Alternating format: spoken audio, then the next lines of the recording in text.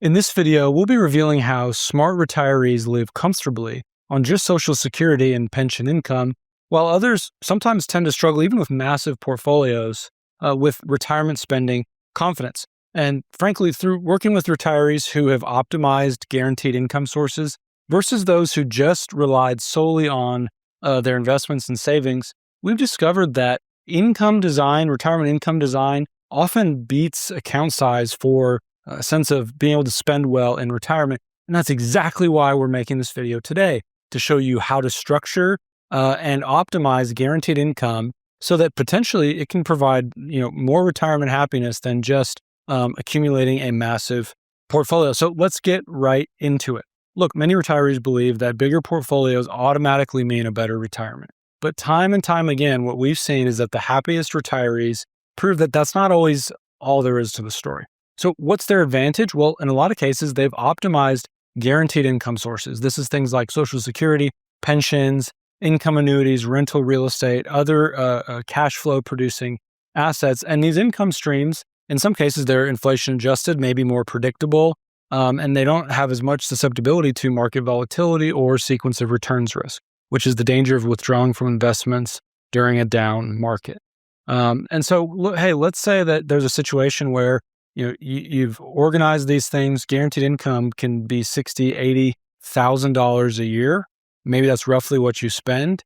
You'll probably feel a lot better, even if there is a market correction, being able to spend proactively. Why? Well, it helps you feel less anxiety about your portfolio balance, because what you're focusing on is what you can actually spend, what you know.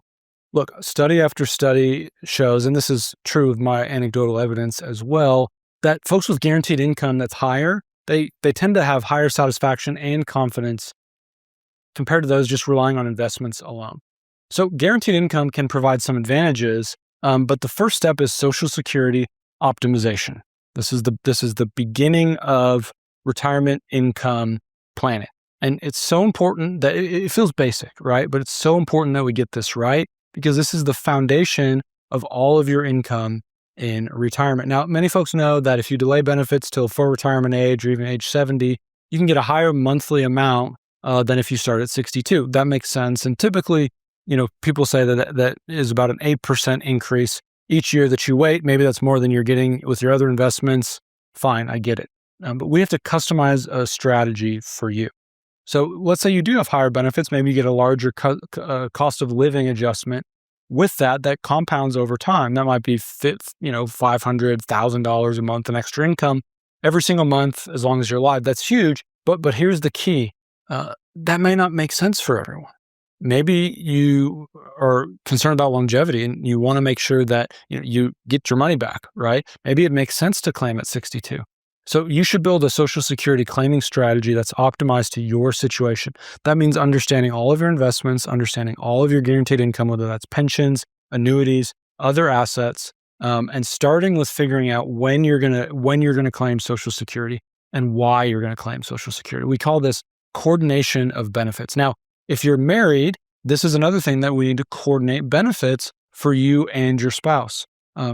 Not every retiree that we see today has exactly the same, age or income amount, full retirement age, primary insurance amount, right? And so there's some smart claiming strategies we can do based on whose income is going to be where. So timing these can lead to larger total income in retirement. That's huge, but what about if you have a pension? Well, we should coordinate your Social Security claiming with your pension as well. Why? We need to figure out both what you want to happen. If everything goes well, you and your spouse live to be 100, we want to know what life's going to look like. But what if, heaven forbid, one of you passes away? We need to take care of the surviving spouse and make sure that they are going to have enough income to cover their expenses. It's so important. And when we're dealing with pensions, there's do you just take it single? Do you take joint survivor? We've got to customize all of this stuff. There's no cookie cutter answer here. So now that you understand that coordinating pension with Social Security is so important, if you're curious about how to do this in your own retirement, click the link below. We've created a simple little quiz. Once you fill out that quiz, a member of our team will reach out if you might be a good fit for the type of planning that we do, or we can help to work through these decisions together. Now, we've talked about income, we've talked about Social Security, but what about expenses? This is another huge factor. And structuring your expenses, how do we think about this in retirement, can really be the difference between feeling really good about spending and not doing it. Some retirees want to pay off the mortgage, pay everything off, which might mean that they're using cash to do that, but they've got paid off assets, but maybe their guaranteed income is going to be lower because of that. Some other retirees don't mind having a mortgage, don't mind having a little bit of debt, smart debt, right? But they do that because their retirement income is going to be higher. Maybe they're spending their investment dollars on making sure that they have a higher guaranteed income. It's an interesting sort of difference here, right? So for some folks, eliminating obligations, that provides more peace of mind. What I find makes more sense to me personally is having higher income. Not worried about fixed obligations, particularly a mortgage. If I have a high guaranteed income that's coming in, that I know is going to come in every single month, regardless of what happens in the economy, that's a different way to think about it, right? So what we find is that folks that have a higher guaranteed income tend to be able to spend more freely. And the truth is, it's not really about what you earn. It's about what you keep. And that brings up the issue of taxes. Look, Social Security, you may know this, is partially taxable for most retirees. Pension income is taxed at regular, ordinary income rates, just like IRA withdrawals. And because of that, that can cause more of your Social Security to be taxed, even higher Medicare premiums and higher capital gains taxes. Now, what's interesting is that folks that don't have a traditional pension, but maybe have something that acts like a pension, we see a lot of these income annuities these days. If those are in an IRA or a Roth IRA, we can do some tax planning potentially around that. So maybe you have a guaranteed income stream that's going to create $2,000-$3,000 a month from an annuity. Hang with me. I'm not saying you should or shouldn't. I just want you to understand how this works, okay? Because most people are not educated about this. So here's how it works. Let's say it's in an IRA and you're allowed to do Roth conversions with the contract. Not all contracts allow it, but there are quite a few that do. Well, that income that you would drive from that income annuity, what can happen is that income can be converted to Roth, can be converted to be tax-free income. Now, if that's the case, just like all Roth distributions, as long as they're qualified, they're not going to count towards your provisional income calculation. They're not going to trigger higher Medicare premiums, right? So when folks these days, we're seeing a lot of this. This is why I'm talking about this. We're seeing hundreds of billions of dollars a year go into these income annuities that are designed to act like a pension. They're not a pension, but they're designed to act like a pension. And so they tend to not be in after-tax dollars. They tend to be in IRAs and Roth IRAs. So because of that, we need to understand that there may be some tax planning we can do. So what if we could create a pension-like income stacked on top of Social Security, but as much as possible is tax-free? That's a really interesting concept.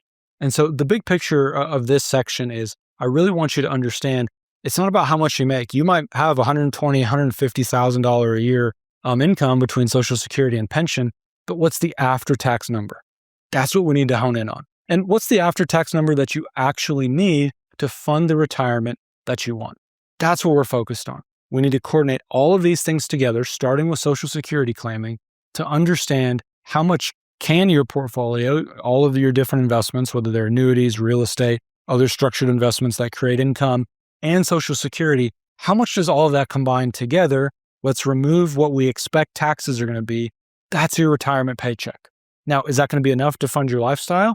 If not, how do we increase that? How do we supplement? Maybe that's from your portfolio. Maybe that's rental properties, right? So there's lots of options here. The goal is we've got to coordinate all of it together and understand what is the after-tax dollar. The other piece of this, I think that's so interesting for folks is when I see folks that come to us, either they have high pensions, they've got a lot of Social Security, maybe they have these deferred income annuities, they tend to be able to spend more freely. And if they have outside assets, they even will spend those more freely as well. They can take sometimes a little bit more risk based on their risk tolerance, but they're more likely to spend because they're not worried about running out, and it feels like spending someone else's money. It's an interesting idea if you've struggled with figuring out how to spend in retirement. Look, your after-tax income, that's what funds your lifestyle, right? So when you avoid unnecessary taxation, Medicare surcharges, those savings compound year after year, making it easier for you to spend, have more spending capacity, right? So tax efficiency provides a ton of advantages. But even if you're stuck with a pension, having a high guaranteed income can help to still allow you to coordinate your spending with your goals. So here's how we think about it. Here's how we bring it all together, okay? We've got to organize everything. We've got to bring it together. We've got to understand, what are your options for coordinating Social Security? Should you wait? What are your pension choices? Do you have other, income annuities? And how do we organize all of these to be as tax efficient as possible? How do we build a system that creates reliable income, okay, that can adapt to inflation, healthcare costs? It's not one size fits all, folks. We've got to take your personal situation into account. But what we need to do when we build a system is to do this is, let's take the guesswork out of it. We know exactly what we're going to do before it happens. When we coordinate all of these investments together, all of your income together, we find that people have a greater sense of flexibility, peace of mind, and they tend to retire with more confidence rather than just chasing portfolio returns and hoping that works out. So now that you understand, the comprehensive framework, let's look at implementing that strategy that can help to make that guaranteed income optimized for your retirement. So number one, start with a comprehensive analysis of your Social Security claiming options. And if you're married, especially as a couple, coordinate your pension payout or your income payout with those claiming decisions. Figure out if you're going to eliminate debt, keep a little bit, maybe you're going to have a mortgage, maybe you're not. And then finally, you execute. You bring all these things together as part of a comprehensive plan, taking into account your investments, your risk tolerance, your taxes, your Medicare strategy. And the retirees that do that, they tend to thrive. They're not focused on just the individual decisions. They're looking at the big picture, and they have a system, a cohesive system that works together, that they understand. They understand what they can spend, how much risk they're taking. And it's not guesswork, it's deliberate design. So now that you understand how we think smart retirees can live potentially more comfortably than just on Social Security and investments alone, if you have pension income, great. How do we bring that together? This can really, in our opinion, help you to have more confidence spending in retirement. And if you're not sure how to do this, if you'd like some help implementing these ideas for your own plan, click the link below. There's a short survey.